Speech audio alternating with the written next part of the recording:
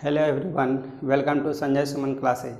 आज हम लोग देखेंगे हाउ टू क्रैक BCECE 2022।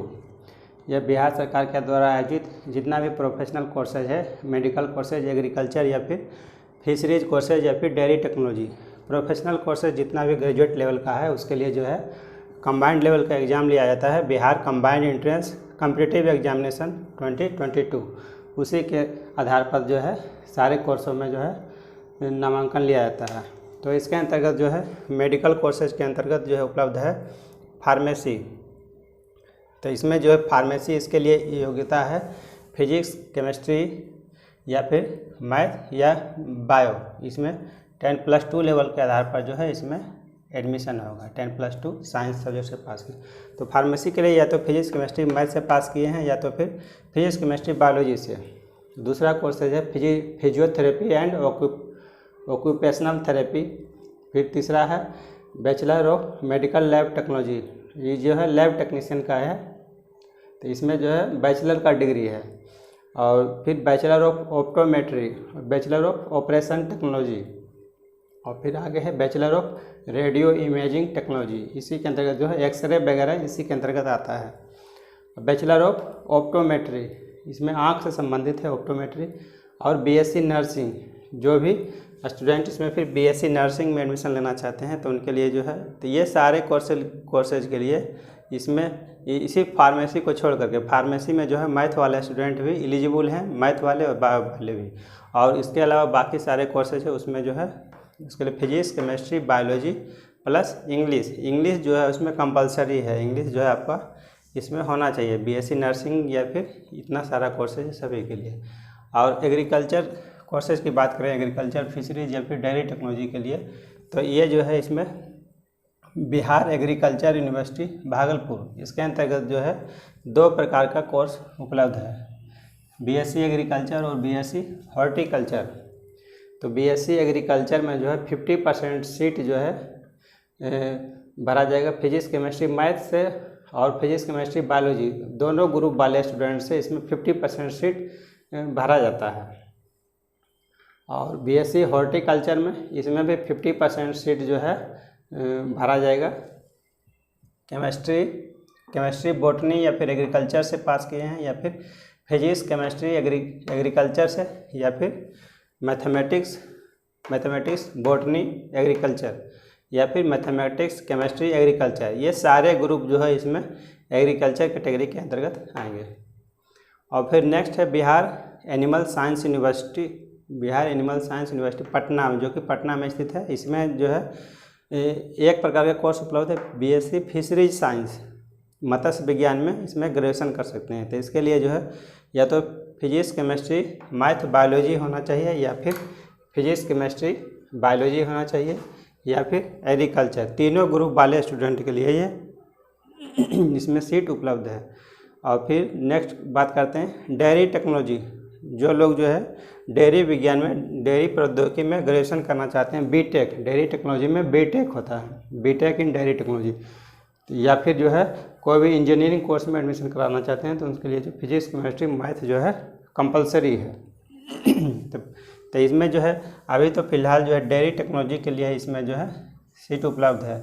और इंजीनियरिंग कोर्सेज के लिए जितना भी इंजीनियरिंग में जितना भी ब्रांच में कोर्सेज है उसके लिए जो है IIT JEE के आधार पर होता है। उसमें जो है सेकेंड काउंसलिंग के बाद ही अगर सीट बचा हुआ रह जाता है तो जो है उसको जो है इस टेस्ट के माध्यम से भरा जाएगा। फिजिक्स, केमिस्ट्री, मैथ का जो है मेरिट बनाया जाएगा, उसी के आधार पर भी उसमें अगर सीट बचा हुआ रह जाता है तो उसमें जो है फिर भरा जाएगा।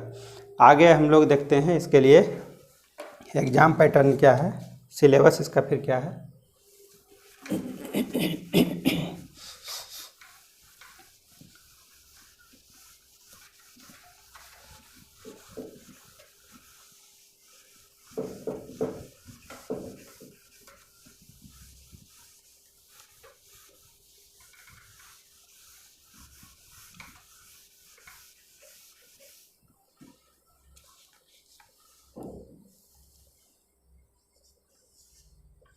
इसके लिए जो है अप्लाइंग डेट है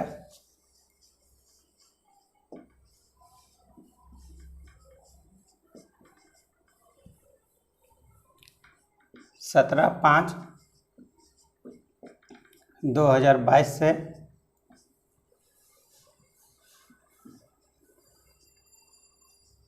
6 जून 2022 तक इसमें अप्लाई कर सकते हैं।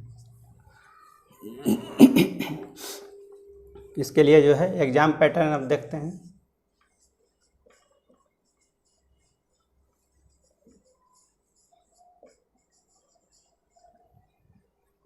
एग्ज़ाम पैटर्न जो है इसके लिए ऑफलाइन एग्ज़ाम लिया जाता है और इसमें जो है जो भी पेपर आप चुनेंगे, फिजिक्स केमिस्ट्री बायोलॉजी या फिर फिजिक्स केमिस्ट्री मैथ या फिर फिजिक्स केमिस्ट्री एग्रीकल्चर, जो सब्जेक्ट ग्रुप आप चुनेंगे उस सब्जेक्ट ग्रुप में आपका एग्ज़ाम लिया जाएगा।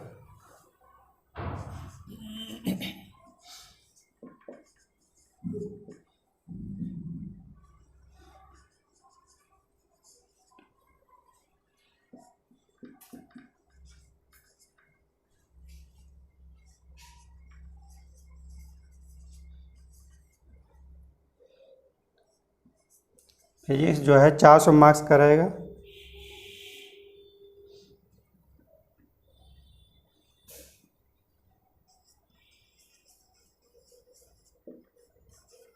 केमिस्ट्री भी 400 मार्क्स का।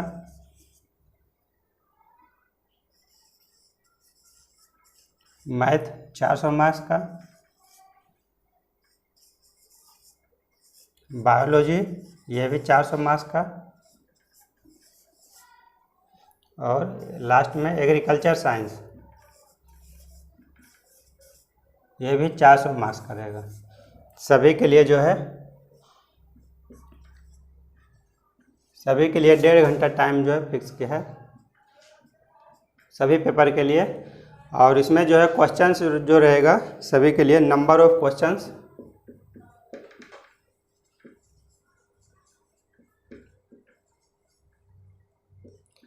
100 सभी में 100 क्वेश्चन रहेगा।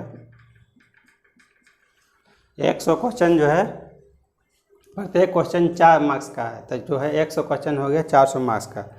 और सभी के लिए 1.5 घंटा का इसमें टाइम दिया गया है। और इसमें जो है निगेटिव मार्किंग है, -1 मार्क्स।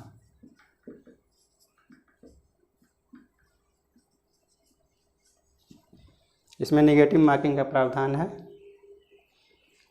तो इसमें जो है आप 3 कॉम्बिनेशन में चुन सकते हैं, या फिर जो है फिजिक्स केमिस्ट्री मैथ या फिर फिजिक्स केमिस्ट्री बायोलॉजी या फिर फिजिक्स केमिस्ट्री एग्रीकल्चर। ये 3 कॉम्बिनेशन में आप जो है कोई भी एक कॉम्बिनेशन, ऐसा नहीं है कि कोई दूसरे ग्रुप वाला चुन लेंगे। जो आईएससी में जो है आईएससी लेवल पर जिसने आप पढ़ाई किए हैं फिजिक्स केमिस्ट्री मैथ का पढ़ाई किए हैं तो आप फिजिक्स केमिस्ट्री मैथ चुनेंगे।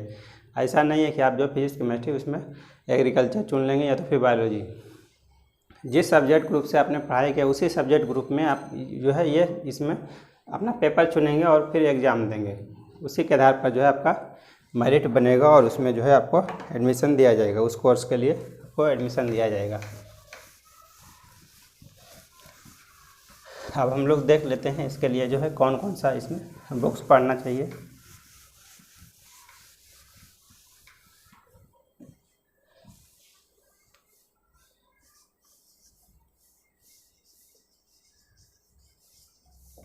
तो बुक्स के लिए जो है इसमें जो है अगर फिजिक्स की बात करें तो एनसीईआरटी,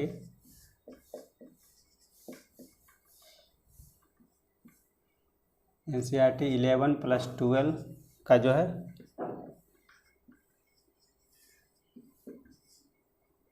फिजिक्स पढ़ेंगे।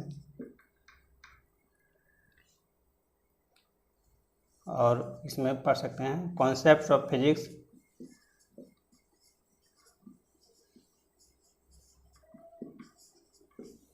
Bye H.C. वर्मा,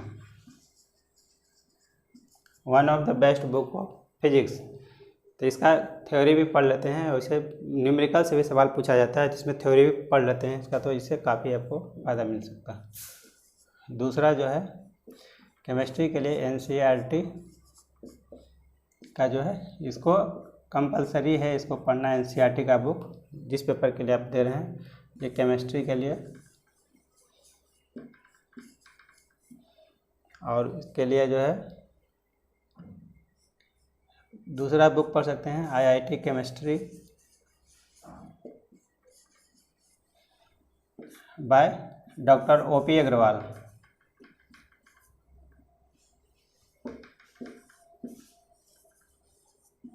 यह भी केमिस्ट्री का बेस्ट बुक है।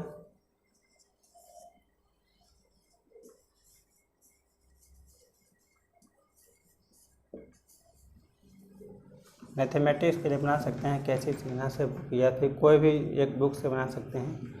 और एग्रीकल्चर से रिलेटेड जो है, तो जो लोग एग्रीकल्चर से पढ़ाई किए हैं उन लोगों को तो एग्रीकल्चर से अपना सब्जेक्ट के बारे में अच्छी तरह से पता होगा कि, तो वो लोग भी एग्रीकल्चर से जो किए हैं वो भी बायोलॉजी का इसमें बुक पढ़ सकते हैं, उनको उसमें भी बेनिफिट मिल सकता है। तो बायोलॉजी के लिए जो है, जो लोग बायोलॉजी कॉम्बिनेशन चुनेंगे फिजिक्स केमिस्ट्री बायोलॉजी, उनके लिए 11 + 12 उसमें जो है बायोलॉजी का बुक पढ़ना है। तो एनसीईआरटी का जो है 11 और 12 का बायोलॉजी बुक बना लेते हैं, तो इसे जो है पढ़ लेते हैं, तो इससे आपको काफ़ी इसमें हेल्प मिल सकती है। एग्रीकल्चर साइंस से जो एग्ज़ाम कॉम्बिनेशन में देने वाले हैं उनको भी ये बुक पढ़ना चाहिए, इसमें बायोलॉजी का बुक। तो और भी जो है प्राइवेट पब्लिकेशन का जो है बुक बहुत सारा आता है, तो उसमें चूज कर सकते हैं, कोई भी एक बुक और चूज सकते हैं, बायोलॉजी के लिए चूज कर सकते हैं। अब हम लोग देख लेते हैं इसका स्ट्रेटजी किस तरह से बनाएंगे, हम लोग किस तरह से इसका तैयारी करेंगे।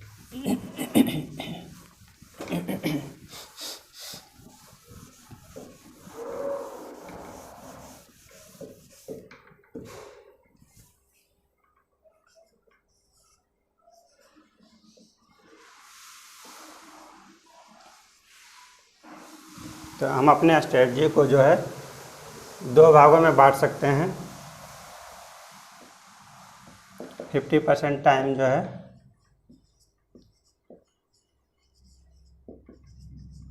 सब्जेक्ट स्टडी के लिए देंगे और 50% टाइम सेल्फ इवैल्यूएशन के लिए।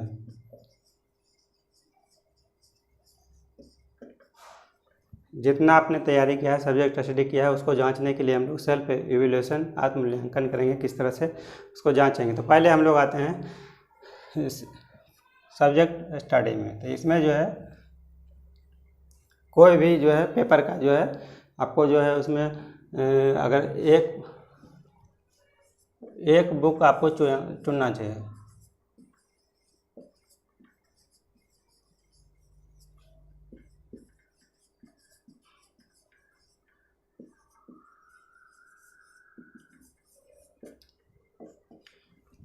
कोई भी एक पेपर का, जैसे बायोलॉजी का ही हो गया, बायोलॉजी का ही बुक अगर आपको जो है एनसीईआरटी बुक का बुक जो है पढ़ने में अच्छा लगता है, तो आपको जो है एक बुक जो है आपको उसको सिर्फ आपको एक बुक का पहले चुनना चाहिए। उसी को जो है रीड 2 to 3 टाइम्स, उसी को 2 से 3 बार इसको पढ़ने का प्रयास करें। उसकी अपेक्षा की जो है 4 बुक एक साथ पढ़ेंगे एक ही पेपर के लिए, उससे अच्छा है कि एक ही बुक को आप जो है कम से कम तो आपको 2 बार अवश्य पढ़ना चाहिए। नहीं तो आप 3 बार भी पढ़ सकते हैं, लेकिन जो है 2 बार इसमें कंपलसरी, ताकि जो है आपको जो है काफ़ी चीज़ जो है आपको मेमोराइज हो जाएगा, आप आसानी से बहुत चीज़ इसमें याद कर रख सकते हैं। तो उसके बाद आता है इसमें सभी पेपर के लिए अपना एक एक बुक उसमें प्रत्येक सब्जेक्ट के लिए चुन लें, उसी को 2 से 3 बार पढ़ने का प्रयास करें। और आता है फिजिक्स। तो फिजिक्स के लिए जो है इसमें जो है न्यूमेरिकल से भी आपको सवाल इसमें पूछा जाएगा, न्यूमेरिकल प्लस थ्योरी। तो इसमें जो है आपको न्यूमेरिकल क्वेश्चंस का भी आपको तैयारी करना चाहिए। इसमें जो है न्यूमेरिकल विभिन्न प्रकार के हर चैप्टर का आपको न्यूमेरिकल इसमें बनाना चाहिए। और थ्योरी से रिलेटेड ज़्यादा सवाल आता है, न्यूमेरिकल से रिलेटेड भी 25% सवाल जो है न्यूमेरिकल से भी पूछा जाता है, इसलिए आपको इसमें भी आपको स्कोर करने की ज़रूरत है। और केमिस्ट्री की बात करते हैं, तो केमिस्ट्री में भी जो है आपको इसमें भी आपको न्यूमेरिकल और थ्योरी दोनों इसमें पढ़ना पड़ेगा आपको। थ्योरी से रिलेटेड ज़्यादा सवाल आएगा, लेकिन न्यूमेरिकल से रिलेटेड भी 25% सवाल जो है न्यूमेरिकल से रिलेटेड आता है। तो इससे जो है आपको ये फिजिक्स और केमिस्ट्री में जो है न्यूमेरिकल और थ्योरी दोनों आपको तैयार करना चाहिए। और मैथमेटिक्स में तो जो है पूरा न्यूमेरिकल ही रहता है, तो उसमें जो है, और बायोलॉजी में तो अधिकतर सवाल उसमें थ्योरी से रिलेटेड ही रहता है, उसमें तो न्यूमेरिकल का उसमें सवाल ही नहीं है। अब हम लोग इसका अगर हम लोग अपना सब्जेक्ट स्टडी पूरा कर लेते हैं तो इसको हम लोग सेल्फ एवल्यूशन कैसे करेंगे, कैसे हम अपने आप को जांचेंगे कि कितना तैयारी कंप्लीट हुआ है या फिर कितना बाकी है। तो उसके लिए हम लोग एक जो है प्रीवियस ईयर का क्वेश्चन बैंक लेंगे।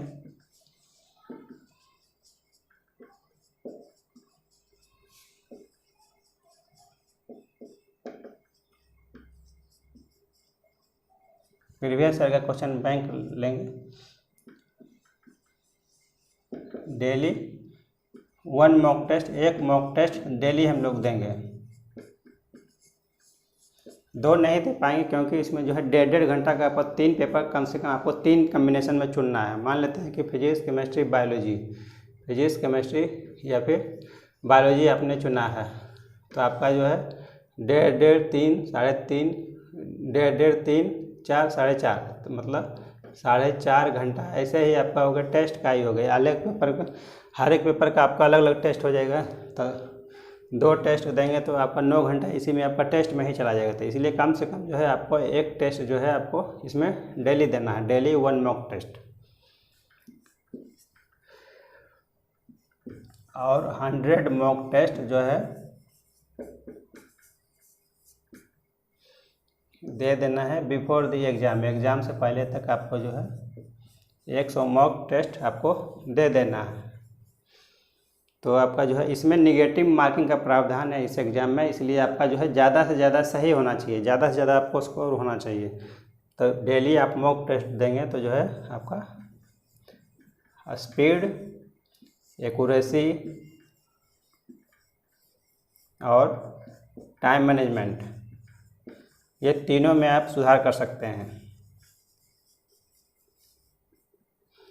तो डेली मॉक देने से पहला नंबर तो आपका स्पीड बढ़ जाएगा, बनाने का जो है आपका सवाल बनाने का स्पीड बढ़ जाएगा। दूसरा जो है एक्यूरेसी, आपका ज़्यादा से ज़्यादा सवाल जो है सही होगा, ज़्यादा से ज़्यादा आपको सही करेंगे।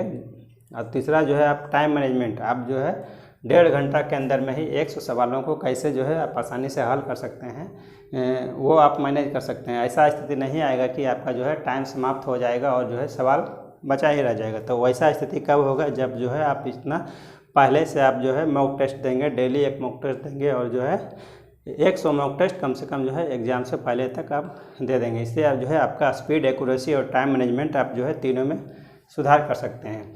तो इसीलिए कट ऑफ की बात करें तो आपका जो है कट ऑफ कम से कम आपका जो है 80% से प्लस होना चाहिए, इससे हमेशा ऊपर होना चाहिए, तब जा कर के आपका सिलेक्शन हो जाएगा। इस तरह से आप तैयारी करेंगे तो जो है आपका सिलेक्शन हो जाएगा। Thank you for watching.